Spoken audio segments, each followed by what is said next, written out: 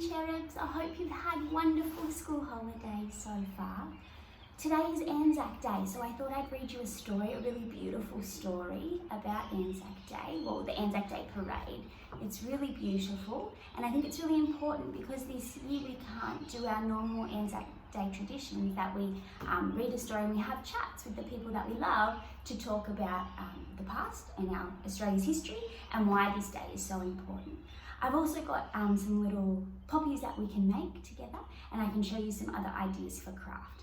So let's have a look at the book together, and then I want you to chat with Mum, Dad, brothers, sisters, anyone in your house about the importance of Anzac Day, okay? This beautiful book is called the Anzac Day Parade, and it was written by Glenda Kane, and the illustrator, the person that draws the pictures, is Lisa Allen. So let's have a little look. It's a beautiful book, and I think it's really important that we understand a little bit more. So let me come a little bit closer so you can see the beautiful pictures. Okay. There he stood on the sun-parched hill, a straggler from 18th Battalion, a chest load of medals, a leg full of shrapnel. That's what he got for his valiance.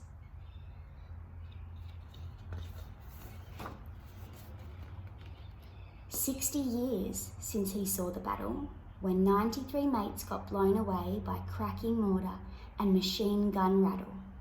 Now, names on a plaque at the RSL." You might have seen something like that at your RSL. Fear in their hearts, guns in their hands, the men stood shoulder to shoulder. One by one, in that foreign land, they became a fallen soldier.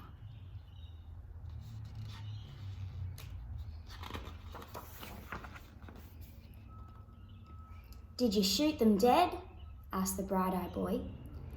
"Did it feel real cool to kill?" With a voice bereft of joy, he sighed. "No, son, it was no thrill."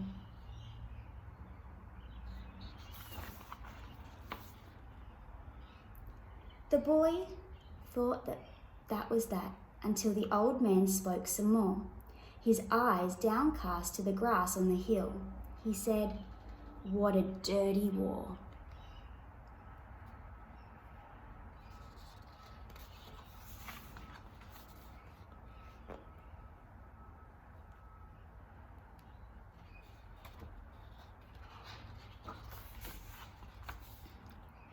"My mate," he said, as church bells pealed, "Hugh Ward. Now, who'd have thought it, standing there in a Cretan field, old Hughie boy, he bought it."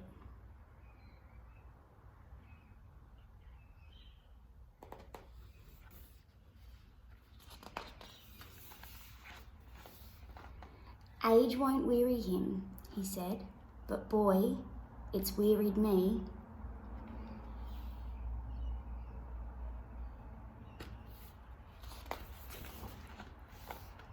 He looked out over the young one's head, and the past was all he could see.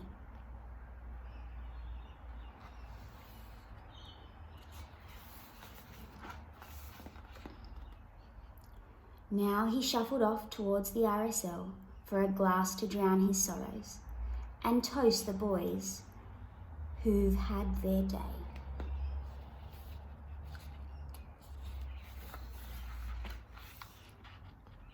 And for whom there are no tomorrows.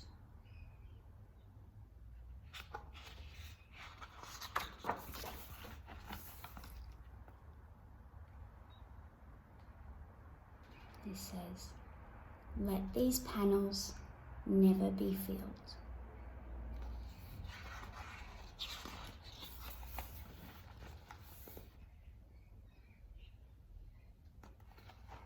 And that's the end of that beautiful Anzac Day Parade story. So I want you to have a chat with Mum or Dad or whoever's looking after you about the importance of that and about that story with that old man and that young boy and how much it has affected that man and what that man and his mates, the soldiers, did for us to keep us safe and for everyone in Australia. It's also really important to think about the people that are in the Army and the Army Reserves now, because they are also helping to keep Australia safe. So we need to make sure we thank them and we remember those that we have lost. Now, we have some craft to do. So you might be able to make some of these at home. You can also bake Anzac biscuits, because that would be really fun to do with Mum or Dad.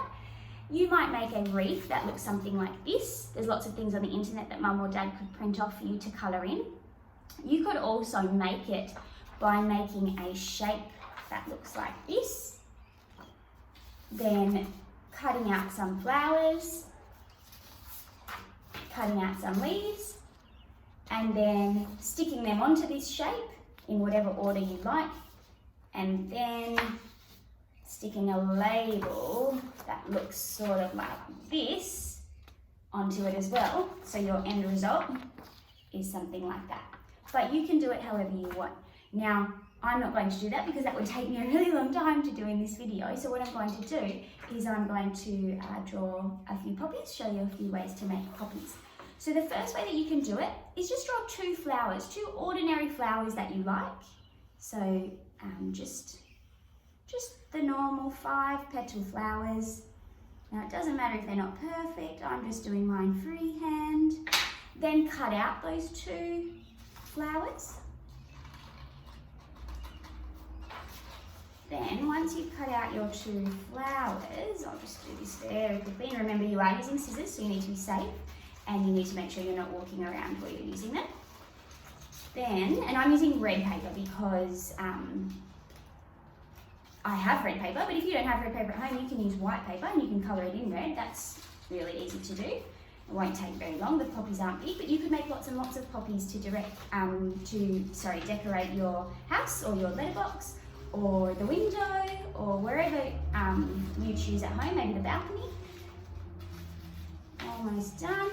Now you have to choose one of those flowers and you're going to draw a big black spot and colour it in. Big black spot in the middle and colour it in. So I've got a black marker to do that.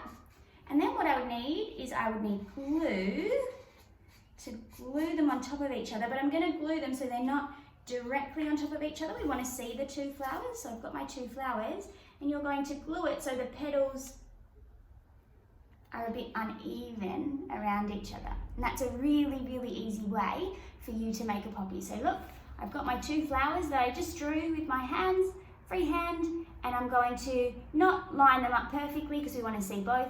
I'm going to off-center them and glue,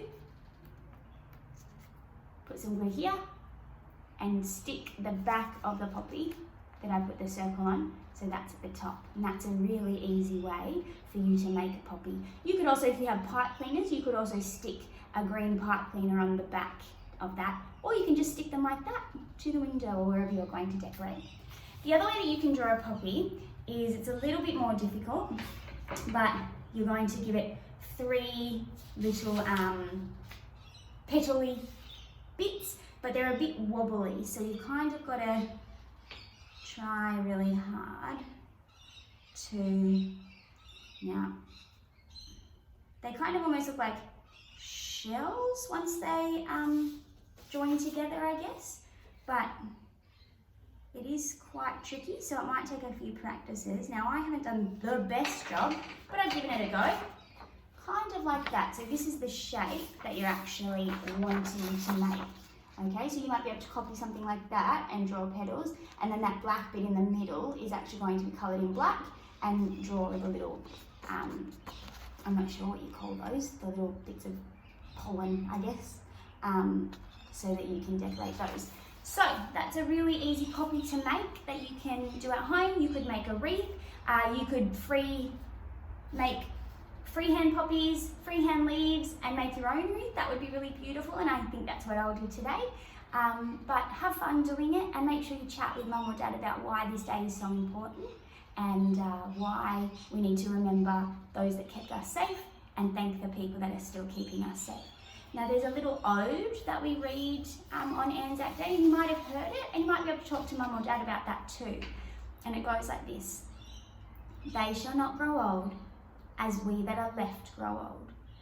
Age shall not weary them, nor the years condemn. At the going down of the sun and in the morning, we will remember them.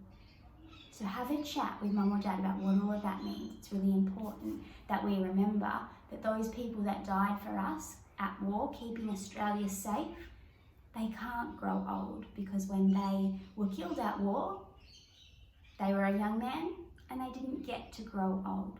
Some men were very lucky and they did get to come back, but they were very affected by what they had seen and what had happened to them. So have a chat, so important. Have a wonderful day. Be kind, be brave. Make some Anzac cookies if you can. They're delicious, and I'll see you soon. Bye.